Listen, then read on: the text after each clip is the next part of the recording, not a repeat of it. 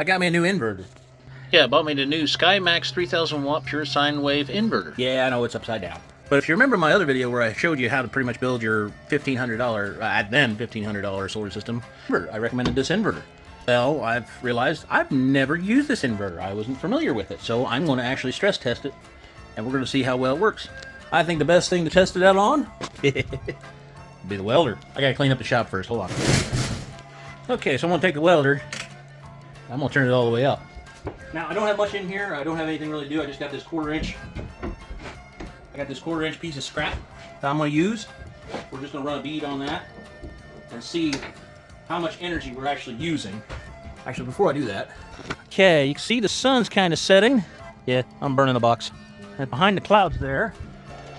And so our energy is sitting about 27 volts, which is more than a float charge on our 4 batteries we got there. Seizure warning! Let's see what she does.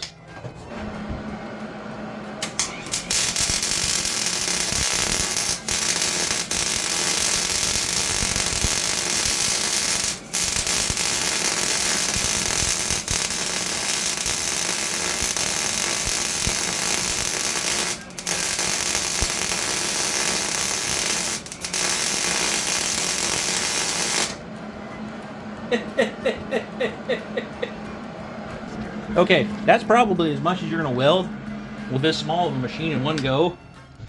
But look at here. Look at that. I welded for a while. And there's no fault with the machine.